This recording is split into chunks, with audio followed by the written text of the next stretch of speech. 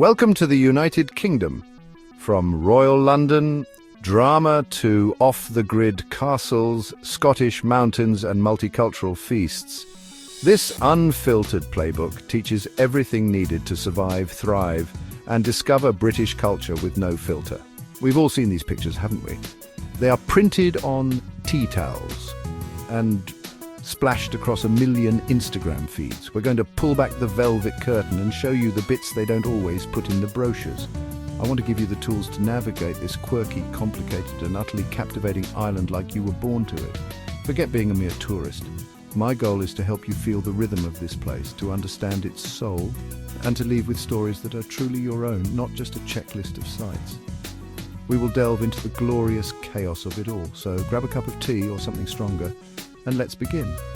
This guide is for the curious traveller, the one who wants more than just a fleeting glimpse. It changed everything. Chloe from Melbourne! We're not just going to talk about queuing for the Tower of London or taking a selfie with a beefeater. Oh no, this is your unfiltered, honest-to-goodness playbook for a proper British adventure. We're going to pull back the velvet curtain and show you the bits they don't always put in the brochures. First things first, let's talk about the British. You will hear sorry, please, and thank you more than you've ever heard them in your life. And always, always thank the bus driver. Our humour is often dry, deeply sarcastic, and delivered with a straight face. We tease the ones we like. It's often affection. Don't be offended. Volley back with a bit of self-deprecation. The public house is not just a bar, it's the heart of the community. Don't expect table service. You go to the bar to order your drinks and food. It's polite to buy a round. When you're with a group, everyone takes a turn. And for heaven's sake, don't wave money at the bartender. Finally, remember that the UK is not just England. It is a wonderfully diverse union of 4 countries: England, Scotland, Wales, Northern Ireland. And even within England, the difference between a Liverpudlian and a Cornishman is vast. Accents, the slang, the attitudes, and even the food can change dramatically within a 50-mile drive. I walked into a pub in York, ordered at the bar, and struck up a conversation about the local ale. I felt less like a tourist and more like a temporary local. Ben from Ohio, this is where the true character of the islands reveals itself in the rich and proud distinctions that make each corner of this land unique.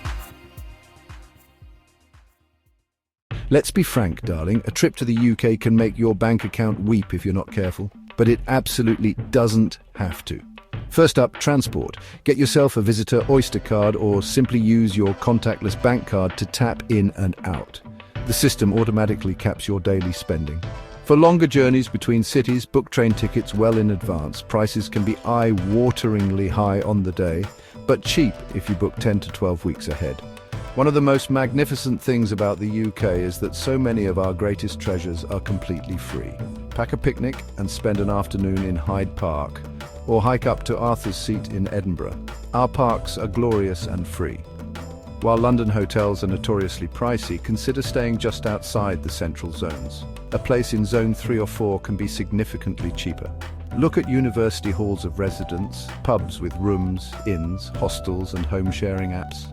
Visiting during the shoulder seasons, April to May and September to October, can save you a fortune. Also look out for meal deals: Tesco, Sainsbury's, Marks & Spencer, sandwich, snack, drink. A national institution for cheap lunch on the go. Booking my trains 12 weeks in advance saved me over £200. I used the money I saved to see a West End show. Maria from Spain, spend smart, and you get more of what matters: cosy pubs, galleries, and local life. Next, how to make friends and belong. The British have a reputation for being reserved, and while we might not be as outwardly effusive as some, we are a friendly bunch once you get past that initial exterior. Websites like Meetup are incredibly popular here. Hiking clubs, board game nights, language exchanges, book clubs. Join one. It bypasses awkward small talk. If you have time, consider volunteering. City Farm one day or National Trust Conservation week. Working together bonds fast. The pub quiz is a beloved British institution. Teams often welcome solo travellers. It's a brilliant icebreaker. Compliment someone's dog. Ask for directions, even if you know the way. Remark on the terrible weather. Most people are pleased to have a chat. Now for some sensible advice, my dears. First and most importantly, travel insurance. Please, please, please do not travel without it. Trip cancellation, lost luggage, theft, non-emergency medical treatment, medical repatriation. Insurance covers these headaches. All 4 seasons in a single day. Layering is key. Waterproof jacket, foldable umbrella, sensible footwear, a jumper. Emergency numbers 999-112. It's free to call from any phone. Save your embassy consulate contact. Keep copies of prescriptions and doctor letters. Carry meds in hand luggage. Keep valuables secure in crowded areas. Don't leave your phone on a cafe table or your bag on the back of a chair. My luggage was lost on my flight to Heathrow. Because I'd bought good travel insurance, the process was smooth. They covered new clothes and essentials. My bag turned up 2 days later. Anya from Germany. Visit a chemist like Boots or Superdrug. A pharmacist can give free advice on colds, hay fever or indigestion. A little planning ensures a marvelous time. Welcome to our behind-the-scenes adventure. As you watch, notice how every journey in the UK is filled with unexpected moments. Sometimes it's a missed train, sometimes it's a spontaneous street performance. See that bustling market?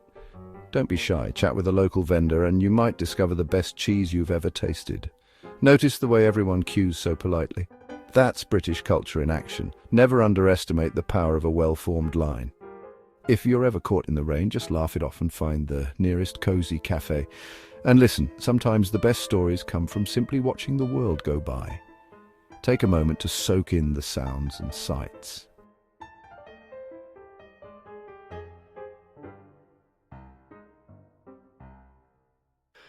Remember, travel isn't just about ticking off landmarks, it's about embracing the little surprises along the way. So keep your eyes open, your mind curious, and your sense of humor ready. Who knows what you'll discover next? Choosing when to visit the UK can completely transform your experience. Each season paints the landscape with a different brush. Summer, June to August. Long days, music festivals like Glastonbury, Pims in pub gardens, seaside holidays in Cornwall and Brighton, but crowded and expensive. My personal favourite is autumn, September to November. Fiery colours, fewer crowds, cosy pub lunches by a crackling fire, bonfire night on November 5th.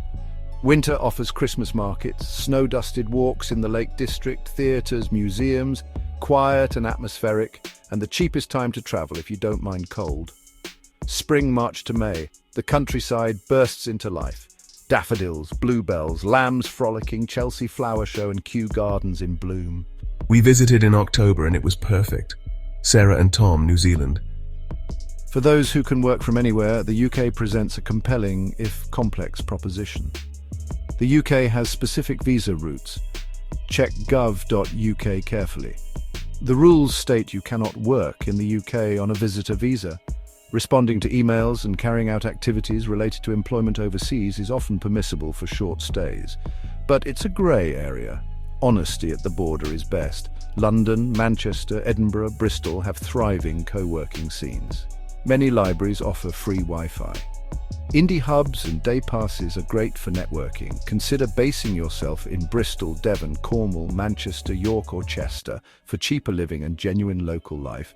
A UK SIM card, giffgaff, EE and a good power bank are essentials. Embrace work-life balance. Close your laptop at 5 and hike a Welsh mountain. As a freelance writer, I spent 2 months in Edinburgh. Co-working was great and the Wi-Fi was faster than at my home in California. Leo, San Francisco. Darling, I believe in honesty. It would be wrong of me to paint a picture of a flawless utopia. The most obvious one is the cost. It is an expensive country, especially London and the southeast. The price of a pint, a meal out, a train ticket can come as a real shock. Budget realistically. Don't expect to live like a king on a pauper's budget. You might think, but they speak English. Well, yes and no. A thick Glaswegian, a lyrical Geordie, a rapid-fire Scouse can sound like a different language. Say politely, "I'm so sorry, I'm having a little trouble understanding." Most people will slow down for you. Urban versus rural life is a big difference. Cities, shops open late, frequent public transport. Small villages, shops close for lunch, last bus may leave at 6, Sunday closures. Don't get stranded in the Yorkshire Dales. Check the bus timetable first. And yes, the weather is a challenge. Not severe, but unreliable and damp. A week of grey drizzle can wear you down. Finally, tourist mistakes. Don't try to do too much. The UK is small but dense with attractions. Rushing from London to Edinburgh to Bath in a week will leave you exhausted. Pick a couple of regions and explore them properly. I missed the last bus in a Cotswolds village and had to pay £40 for a taxi. Lesson learned, check the timetables. The United Kingdom thrives on